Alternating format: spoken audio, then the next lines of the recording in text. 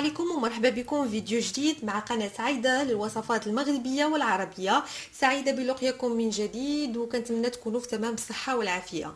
اليوم ان شاء الله الرحمن الرحيم اختاريت نقدم لكم واحد الوصفة ديال الرغيفة محمرة في الفران بسنيدة والفاني. هاد الرغيفة كنا كنديروها زمان، كانوا كيديروها لنا امهاتنا. رائعة وكتجي حقا رائعة ملي كتخرج من ليكول وتجي باش تلقى ماماك مصايبها كتكون فرحان، كيكون عندك اسعد يوم. انا بعدا شخصيا كنت كنكون فرحانه. اذا اختاريت انني نقدمها معكم اليوم باش نعاودوا نحيوا شويه النوستالجيا ديال الوصفات القديمه. كنتمنى انها تعجبكم، واذا عجبتكم ما تنساوش ديروا لايك والاشتراك في القناه بالضغط على زر المربع وتفعيل الجرس من اجل التواصل بجديد الوصفات. اذا على بركه الله غادي ندوزو للمقادير. غادي نحتاجوا اون برينسيپ عندنا 4 ديال الكيسان ديال العنبه مملوئين بالطحين، يعني 400 غرام ديال الطحين الفورس، ولكن تيبقى على حساب عيننا ميزاننا. فهمتي؟ الا احتاجينا راح نزيدوا واحد نصف كاس، ما احتاجيناش يقدر يبقى لنا نصف الكاس. داكشي على حساب البيضه واش كتكون كبيره ولا صغيره، لان غادي يكون عندنا في الوصفه البيض. اذا نعاود لكم، عندنا 400 غرام ديال دقيق الفورس وعيننا ميزاننا، الا احتاجينا غنزيدوا والا بقى لنا تبارك الله. عندنا بيضه واحده، عندنا 2 معالق كبار ديال السكر سنيده، عندنا معلقه ديال الخميره الفوريه معلقه صغيره، عندنا 2 معالق كبار ديال الحليب، عندنا خماره ديال الحلوى من وزن 8 غرام وبيكين باودر، وعندنا واحد كيس ديال سكر فاني حتى هو من وزن 7.5 غرام 7 غرام ونص، وعندنا واحد القليل من الملح معلقه صغيره، ماشي معلقه يعني غير نص معلقه صغيره، وعندنا الماء الدافئ للعجن. اذا على بركه الله هادو هما المقادير. ندوزو الان الى طريقه التحضير. الا وضعت هنايا الطحين ديالي منخول مع الكيس ديال الخميره الكيماويه من وزن 8 غرام. غادي نضيف البيضه ديالي، خصني ندير لها حفيره باش ما تزولش. غنوضع الكيس ديال السكر الفاني، غادي نوضع ايضا دونك غادي نحفر ديك الحفيره ديال البيضه وغادي نهزها نردها فيها. غادي نزيد عليها في نفس الحفيره دوك 2 معلقات ديال الحليب، غادي نزيد نصف ديال السكر سنيده 2 معالق كبار، والنصف الاخر غنوضعو مع الخميره الفوريه باش تسرع ليا عمليه الخميره. غنضيف ديك المعلقه ديال الملحه، وهنا غادي نخلط مزيان هذيك الخميره مع سنيده والماء. غنبدا نجمع في هاد المكونات بديك البيضه ديالي والسكر فاني كيعطيها واحد الرائحه رائعه جدا. يا كاين اللي كيبغي يزيد فيها مثلا اللوز او كاوكاو هكا مجروش، ولكن انا كنبغيها هكا طبيعيه كتجي رائعه. هادو المكونات ديال العجين. بالنسبه للمكونات ديال التسمان الا غادي نسمنوها فغنستعملوا الزبده. التسمان طبيعه الحال غنسمنوها بالزبده وفاني والسكر. نوصلوا للمرحله الثانيه راني غادي نوريكم المكونات ديالها. دابا غير نجمعوا العجينه على بركه الله. غادي نضيفوا هذيك الخميره ديالنا مع الجو بارد، فخصنا اي حاجه ديالنا الاختمار او التخمر بشكل مزيان. الوغ غادي نجمع هاد العجينه ديالي كتجي رائعه لان فيها الحليب فيها الفاني فيها البيض، فكتجي من اروع ما يكون. غادي ندير شي قطرات ديال الماء باش تسهل عليا العجينه بهذا الشكل، وغادي نجمعها بهذا الشكل، وغادي ندوزو باش نشكلوها. كتشوفوا سيداتي كيفاش كنجمعوها. خصنا نعطيو هاد الدليك مزيان باش تجي مفشفشه من الداخل، كتجي رائعه. هانتوما شوفوا القوام ديالها كي كيجي. انا ديك 4 ديال الكؤوس ديال الدقيق اللي قلت لكم، يعني 400 غرام ديال الفورس كفاتني وجات هي هذيك، يعني ما عنديش ادنى مشكل. ولات رائعه حقا بهذا الشكل. غادي نزيد ندلكها واحد شويوش باش نحيد عليا اللومه. ندلكها باش نتاكد انني دلكتها. دونك هكا الا باقي لي شي عجينه في يدي كنزولها بحال هذا الشكل هذا. هادشي كنهزوها وكنبقاو بهذا الشكل هذا كنهزوها، كنديرو منها كره وكنبقاو نهزو حتى الفوق نضربو هكا باش كطيره طوع هكا كيدوبو في المخابز الكبيره. دونك تهز العجينه حتى الفوق وكتهبط. دونك دابا ملي غادي تجي باش تجمعها غادي تولي سهله جدا جدا جدا. الوغ كنكركبوها، كنخليوها واحد شويه ديال الوقت كترتاح، واحد 5 دقائق، ونتلاقاو باش نقوموا بالتشكيل ديال الكويرات اللي غادي نديرو منهم الرغيفه ديالنا. بعد ما ارتاحت العجينه ديالنا كندوزو باش نشكلوها، وكنوجدوا المقادير التاليه. عندنا قليل 2 معالق حتى 3 المعالق كبار ديال الزيت المائده، عندنا 3 المعالق كبار ديال سنيده، وعندنا تقريبا 5 ديال المعالق كبار ديال الزبده مذوبه. دونك هما باش غنقوموا بتسمين العجينه ديالنا. ها هي ارتاحت. غادي ندوزو دابا باش نشكلوها. اذا غناخذوا شويه ديال الزيت على بركه الله. دونك غادي نوضعوا الزيت هكا غادي ندهنوا بها هاد العجينه ديالنا، وغادي ندوزو باش نعملوها كويرات. بون انا غنحاول ندير منها نقولوا 4 حتى 5 د الكويرات. المهم عيني ميزاني بهذا الشكل هذا. غادي تشوفوا انها كتجي حقيقه رائعه جدا الا طبقتوا المراحل اللي درنا والمقادير اللي قلنا، فما يمكن لها الا تجي رائعه واكثر من رائعه باذن الله. كنتمنى انكم تبعوا معايا الفيديو حتى للاخر. هذه سعيده درتها كبيره شويه، غادي نقص منها ان بو نزيدو في هذه. دونك عطاتني 6، انا قلت لكم 4 حتى 5، هي خرجت منها 6 د الكويرات صغيورين. الوغ غادي ندهنهم بالزيت كلهم، وغادي ندوز باش نبدا نسمن فيهم. اذا غادي ندوز على بركه الله. الاول وحده غادي ندهن شويه ديال الزيت على سطح العمل. كنتمنى على ان الطريقه تكون واضحه عندكم وان الفيديو يكون واضح. الوغ غادي ندوز بالنسبه للكريات ديالي، غادي نطلقهم بهذا الشكل هذا وحده بوحده باش نخليهم كيتطلقوا بحال بغيت نطلق المسمن تو سامبلومون.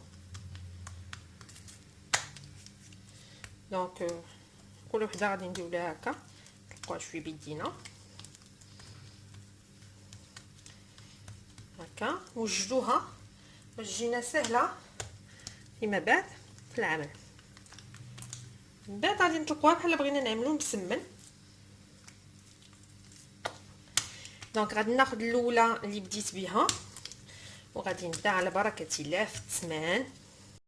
شوفوا معايا هكا كنسمنوها مزيان بهذا الشكل هذا. كنجيبوا زبيده كندهنوها لداخل بهذا الشكل، وكنجيبوا سنيده وكندردروا على كاع البلايص كلها مسمنه كنعمروها بسنيده، وكنقلبوا كنجمعوا الجوانب بحال بغينا نديروا فعلا مسمنه كومسي غادي نديروا مسمن بهذه الطريقه هذه بهذا الشكل. شويه زبيده شويه زبيده، وكنعاودوا نجمعوا هذا الجانب هذا نديروه هنايا وهذا الجانب كنديروه هنايا بحال بغينا نديروه مسمن. دونك كنشكلوها على 4 بحال بغينا نديروه مسمن كومسا. دابا مع الجو بارد الزبده دغيا كتجمد، معليش حنا خدامين. غادي نعاودو نطلقوا وحده اخرى بهذا الشكل هذا. نحاولوا ان حنا نسمنوها مزيان، تخافوش من العجينه واخا تقطع كاع، حنا كلشي غادي تجمع يعني ماشي ضروري ما تقطع، لان الانسان كيقوم بالتشكيل ديالها ماشي كيلعب معها. دونك هكا بهذا الشكل هذا. نجيبو زبيده عاوتاني هكا، وغادي نجيبو زبيده هكا نعمروها بالزبيده بهذا الشكل هذا، ونجيبو سنيده ونرشو عاوتاني نفس الطريقه. غادي نستمروا بحال هكا بحال كما درنا في الاولى. غنرشو سنيده ونجيبو السمنه الاولى اللي درنا ونحطوها هكا على الجهه المسدوده، ونعاودو نسدو عليها بحال هكا بزبيده عاوتاني لداخل، نسدو عليها بحال هكا بحال هكا، ونجيبو الجزء الاخر وغادي نستمروا. غنجيبو العجينه الثالثه الثالثه هي هذيك تلفت في الحساب. غنسمنوها حتى هي وغادي نعملو في وسط منها دوك جوج مسمنات الاولين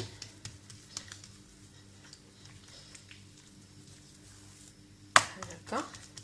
نحاولوا نخدموا بالزربه لان مع الزبده كتجمد حاجتنا بها. دونك تعيلي قد ما صرعنا قد ما كان افضل. دونك بحال هكا كنستمروا.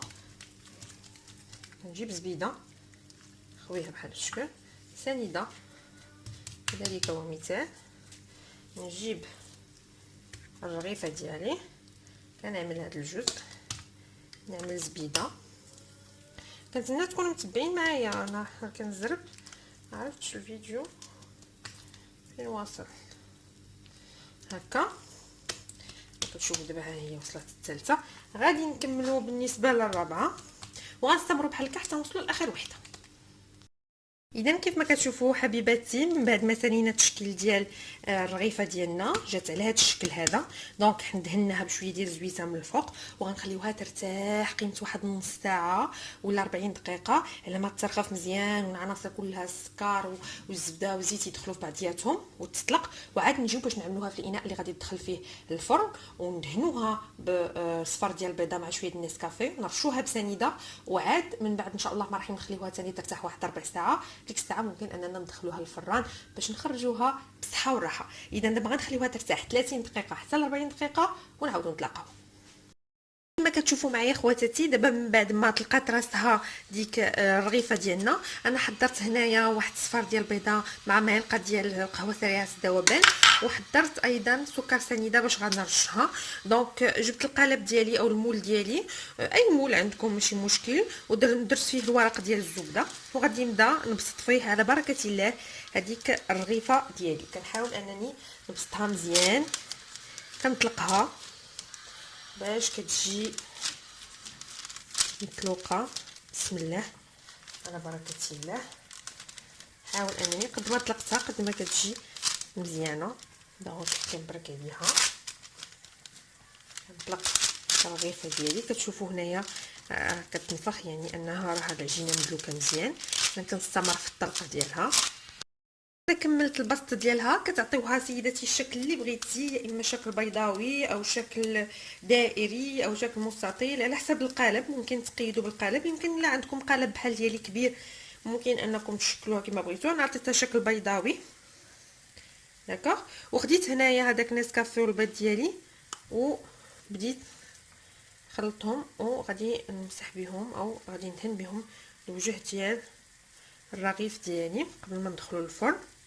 غادي ندهن به مزيان باش كيجي الشكل ديالها لامع، كتجي رائعه. كنقدموها مصحوبه بكاس ديال الشاي او ربما كاس من القهوه، ماشي مشكل اللي حبيتيو. وكنقدموها لوليداتنا ملي كيجيو في العشيه من ليكول ابري اون جورني هكا اللي هي بلان، كيجيو يلقاونا موجدين لهم واحد الكوتي زوين وخفيف ومعلك كيجي غزال. نزيدوهم شويه ديال الخبيز ديال الدار، خبز الكامل مع زويته بلديه وعسيله. مع هذا البرد هذا ما كاينش محسن من هذا الشيء، لان الوليدات كيكونوا المناعه ديالهم هما صغارين وكيحتاجوا لهاد الاشياء، وحتى حنا اللي كبار بطبيعه الحال حنا كنحتاجوا بحال هاد الاشياء هادي. اذا كندهنها مزيان لان انا كنبغيها تجي محمره. فهاد النسكافيه والبيض كيعطيه واحد اللمعان رائع رائع جدا. نقول لكم زعما لمعان رائع هاد الشكل هذا.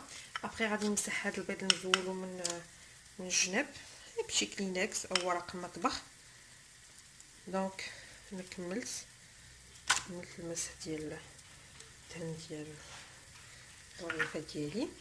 دابا غادي نجيب كميه من السكر وغادي نرش الفوق. بغيتو تخلطوها مع الفاني ممكن، الا كتعجبكم منسله بالفاني. انا هنا ما خلطتهاش لان اكتفيت بالفاني ديال التحت ديال اللي عملت عفوا في العجين. اذا كنخليها بحال هذا الشكل هذا، كندردر عليها السكر لان كتجي طبقه مقرمشه بهذا الشكل هذا. صافي كنخليها تزيد ترتاح واحد ربع ساعه او 20 دقيقه ماشي مشكل، قد ما خليناها قد ما مزيان. وكندخلها الفرن ساخن 180 درجه المده ديال 35 حتى 40 دقيقه. وعندنا ميزاننا ملي توصل 30 دقيقه نفتحوا عليها ونشوفوها، ومن بعد غادي نقدموها مرفوقه بكاس شاي مغربي بالصحه والراحه. حبيباتي، هو الشكل ديال الرغيفه ديالنا من بعد ما كنخرجوها من الفران كتجي على هذا الشكل هذا، محمره ومقرمشه رائعه. كنقدموها هكا او كنقطعوها مربعات وكنقدموها. هذا هو الشكل ديالها من بعد ما كنقطعوها. كنقدروا اننا نقدموها مرفوقه بكأس شاي مغربي او بقهوه مغربيه ايضا، وكتجي رائعه جدا. ممكن اننا نخليوها هكا كصاينه كما وريت لكم من قبل، ممكن اننا نقطعوها. كتجي رائعه وفتيه، كتجي مورقه. شوف الطبقات ديالها كيجيو مورقين وفتيين، والفوق كتجي طبقه مقرمشه. كل ما يمكن القول عنها هو انها رائعه. جربوها من بنكهه الفاني فطيره رائعه جدا بالصحه والراحه. إذا عجبكم الفيديو ما تنسوش الاشتراك في القناة وتفعيل الجرس عفوا من أجل التوصل بجديد الفيديوهات. شكرا وإلى الملتقى إن شاء الله.